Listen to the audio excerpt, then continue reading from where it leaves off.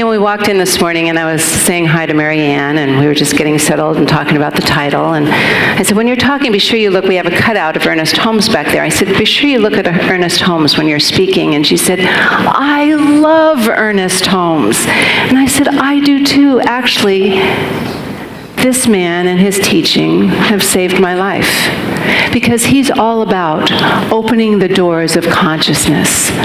So a breakdown becomes a breakthrough to greater understanding and knowing there's always something more going on. So when we talk about opening the doors, there's something that we all know, it's good to be aware of though all the time, is life is always working for us. I'll say that again. Life is always working for us by working through us. And it means we have to be the open channel. Now, God is goodness and love and peace and harmony and abundance and success and joy, all the things we love. And that energy wants to work through us if we let it. If we let it be there and work through us, we can navigate any situation and make all these things that feel like they're crashing in on us, breaking down. We can open up to something new and a greater understanding of what's going on. So when we talk about opening these doors and life working for us by working through us, we need to understand that we don't have to beg God, beg life to give us goodness, to give us opportunities and solutions and ideas and creative energy. We don't have to beg for that. Because Ernest Holmes says life, God, is like the sun and shines on everything and everyone alike. Some don't get it, while others do. It's all there for everybody. We just have to open the door of our consciousness and be available and ready to receive it. Now, if we think about doors, I don't know if you tried to count the number of doors in your own home, but the number of doors you've been through today, but doors are really part of our life. There's physical doors, and I love this idea that every exit is also an entrance, and every entrance is also an exit. It keeps us going to and from, and doors are used to close things out and welcome things in. So our physical doors are very important because they bring us new things on this experience of life. But today we're talking about the spiritual doors. The spiritual doors are our own consciousness, which open us up to a greater experience of life. And also, that part's really good, right? The greater experiences of life, we like that part.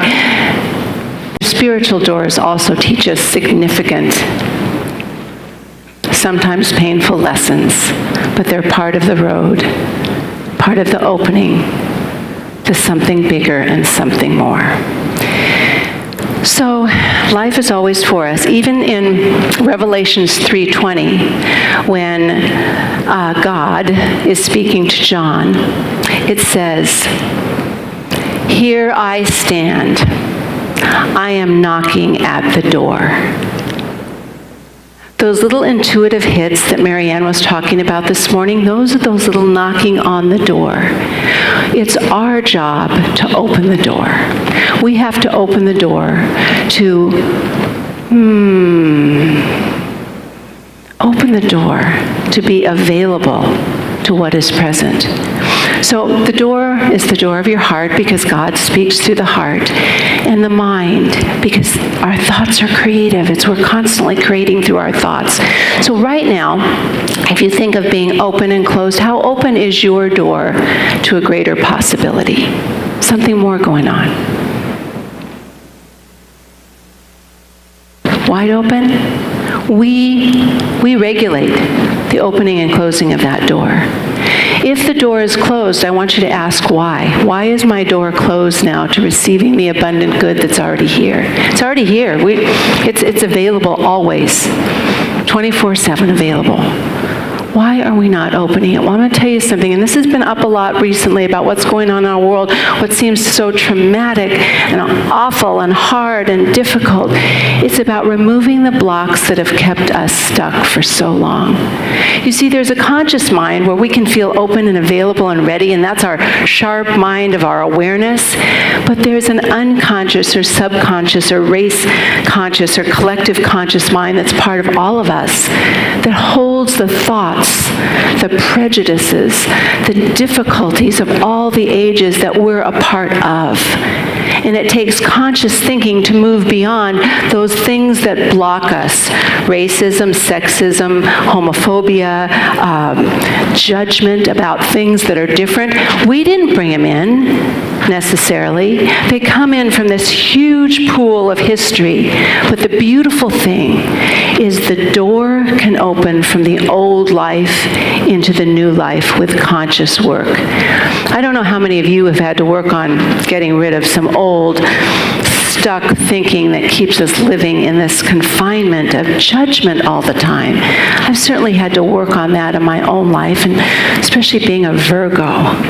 That makes things tough. But anyway, we have the power to make things change in our minds and in our hearts. We can make the choice to make things better and make things different.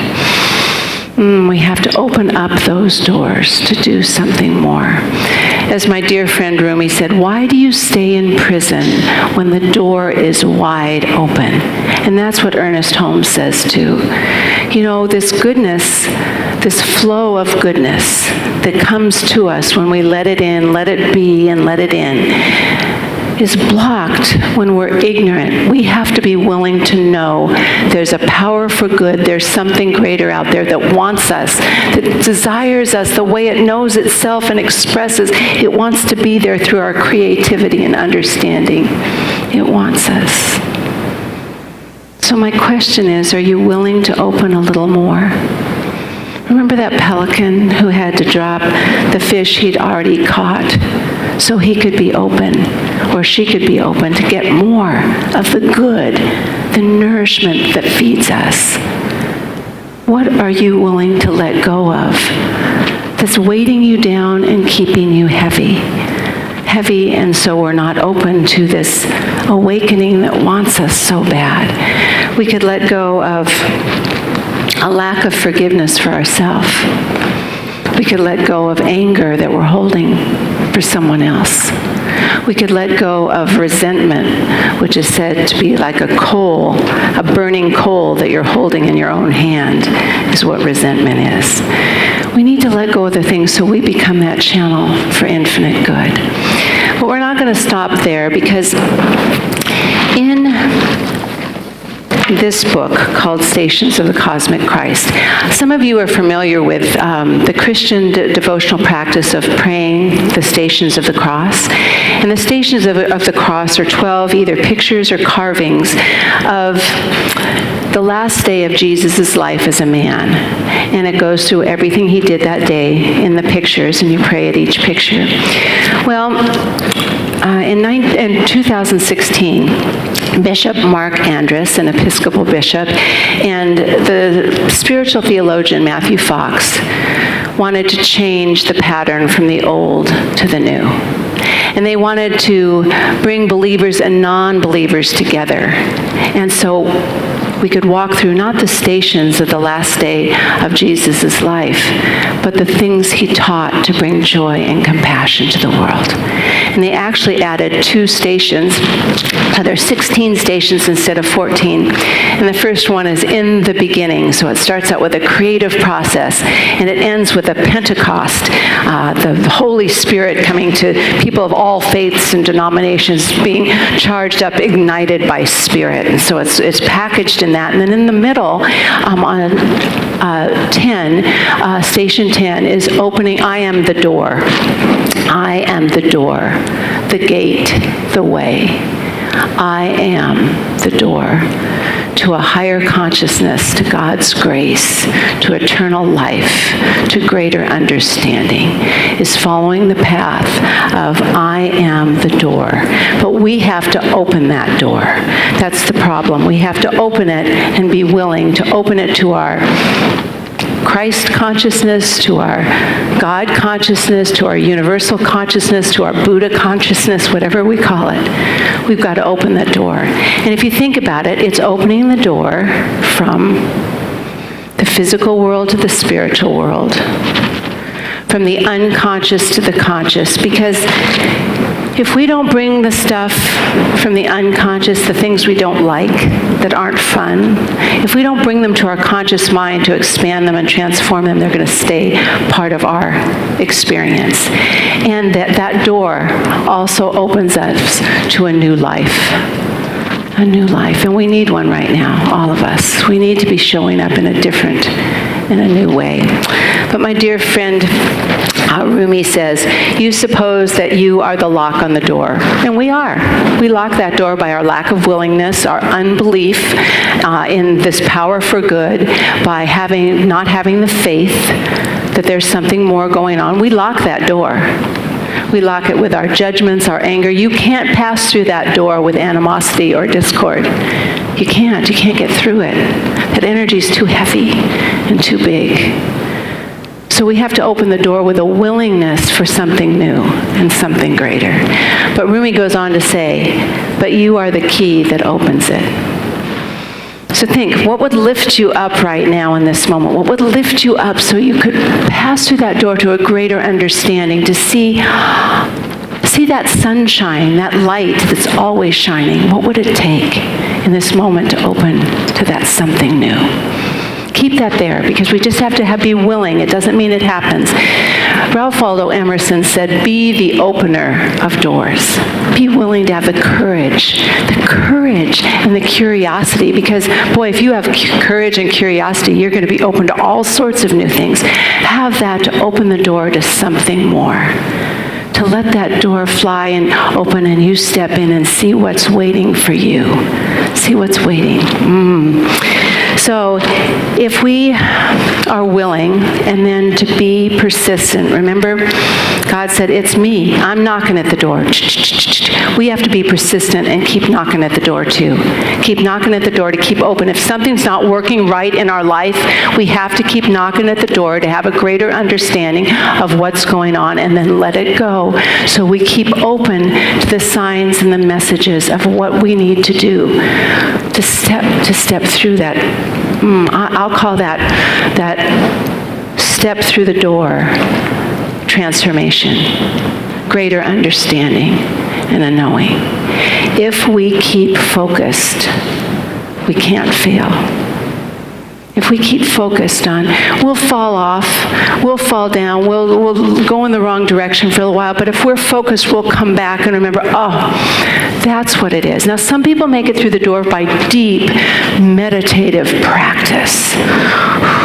They just clear out everything and hold the space. Other people get inspirational enlightenment and awareness through classes or reading great books, through understanding things, being in community, being in circles and talking.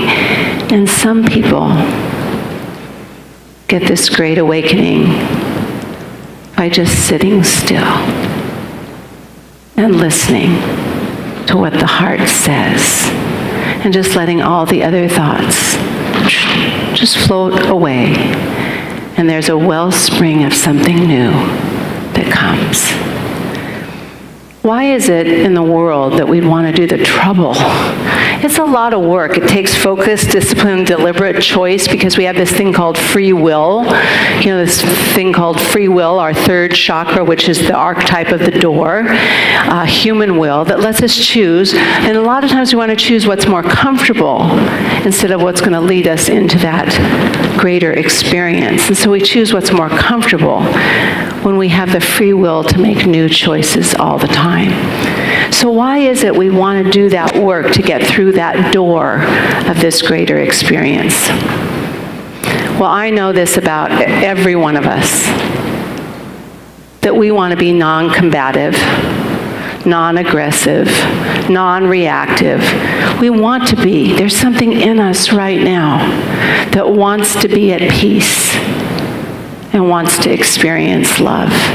That is part of the human condition, that we want to be loved, we want to be peaceful, we want to be appreciated, we want to know we matter. That's what happens because we leave aside to get through the door of that higher consciousness. We leave behind thoughts of separation, inadequacy, we're not good enough. We have to be, if we're going to get there, we have to know that we are created in the image and likeness of God, and we are successful right here and right now. We might make a mistake, but when we get to that place, we learn and move on from our failures, our mistakes, our mishaps, the things we do that aren't quite right. We learn and we keep on going.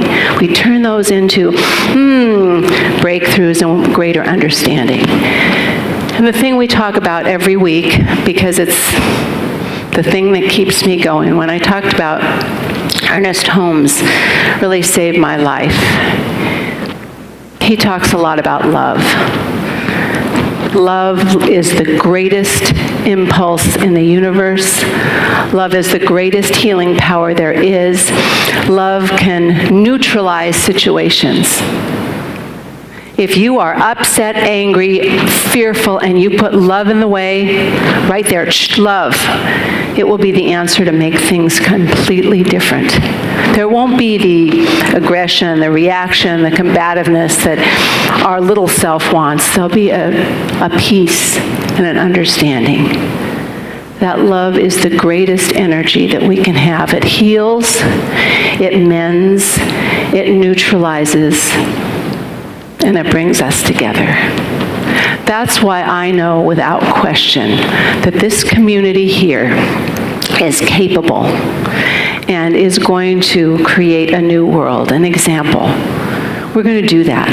Now, Kirk and I will help you, because we're in this process too. And the class we're doing, starting this Thursday and then next Monday, we're doing 2 different times, is about the things we teach here. About InSpirit, spiritual awakening, inspiring love, embracing community, and I forgot one, but I just said I'm wrong, but you know what I'm talking about. Kirk will tell you if because I forgot. But we're going to go over that and do a lot of introspection. There'll be readings from Mark Nepo, from Rumi, from different mystics and masters, but we're going to let people do, all you need to bring to the class is a journal to write, because it's going to be self-reflection, awakening, understanding, and we'll come together so we can rise out of this situation, this unprecedented time in history, where we can come out of this more expanded, more awakened, and more connected. When I said at the beginning that it's important we know how much we love each other, because I feel the love from people when I do the prayer work and people come together, we're going to change this world in a great way and recognize we really are one family. We're in this together, and that love keeps us connected. Please know how much I love you all. I appreciate you. We'll open these doors together. And so it is. Thank you.